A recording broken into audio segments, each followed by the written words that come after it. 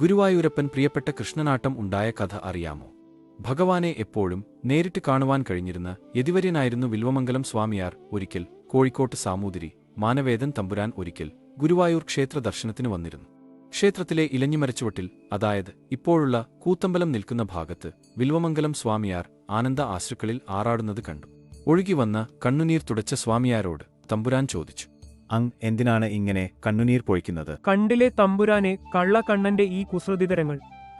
ഓ, എനിക്ക് കാണുവാൻ സാധിക്കുന്നില്ല. ഒരു നോക്ക് ദർശനം എനിക്കും കിട്ടിയിരുന്നെങ്കിൽ. ഇത് പറയുമ്പോൾ തമ്പുരാന്റെ കണ്ടം ഇടറിയിരുന്നു. വില്വമംഗലത്തിന്റെ മനസ്സ് ഇളകി. ഞാൻ ഭഗവാനോട് ഒന്ന് ചോദിക്കട്ടെ, തമ്പുരാൻ പോയിട്ട് നാളെ രാവിലെ വന്നാലും? വില്വമംഗലത്തിന്റെ മറുപടി കേട്ട് പ്രതീക്ഷയോടെ മാനവേദൻ തമ്പുരാൻ ക്ഷേത്ര ദർശനം കഴിഞ്ഞ് മടങ്ങി. പിറ്റേന്ന് രാവിലെ തമ്പുരാൻ ക്ഷേത്രത്തിൽ വില്വമംഗലത്തെ കണ്ടു. അപ്പോൾ വില്വമംഗലം പറഞ്ഞു, തമ്പുരാന് ഭാഗ്യമുണ്ട്, ഭഗവാൻ സമ്മതിച്ചിരിക്കുന്നു. എവിടെയാണ് എന്റെ ഭഗവാൻ നിൽക്കുന്നത്?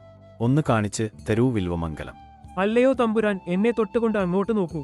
നിർദ്ദേശം കേട്ട തമ്പുരാൻ വില്വമംഗലത്തെ തൊട്ട് അങ്ങോട്ട് നോക്കി.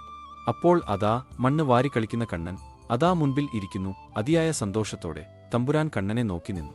ഗരുണാവർഷം പൊഴിയുന്ന കള്ളക്കണ്ണുകൊണ്ട് ആ വെണ്ണക്കള്ളൻ തമ്പുരാനെ അടിമുടി നോക്കി അങ്ങനെ ചിരിച്ചു നിൽക്കുകയാണ്. എല്ലാം മറന്ന തമ്പുരാൻ കണ്ണൻ നേരെ ഒന്ന് വാരിപ്പുണരാൻ ഇരുകൈകളും വിടർത്തി. അപ്പോഴേക്കും ഇത് വില്വമംഗലം പറഞ്ഞിട്ടില്ലല്ലോ എന്ന് പറഞ്ഞ് കണ്ണൻ തെന്നി മാറി.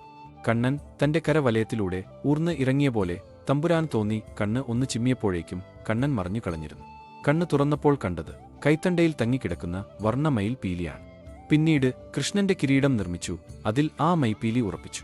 അത് ശിരസിൽ അണിഞ്ഞ് നൃത്തം ആടുവാൻ തക്കവണ്ണം ഭഗവാന്റെ കഥകൾ കോർത്തിണക്കി കൃഷ്ണഗീതി രചിച്ചു. കൃഷ്ണഗീതി എന്ന കാവ്യത്തിൽ നിന്ന് ഉടലെടുത്ത കലാരൂപമാണ് പിന്നീട് ഗുരുവായൂരപ്പൻ ഏറ്റവും പ്രിയപ്പെട്ട കൃഷ്ണനാട്ടം ആയി മാറിയത്.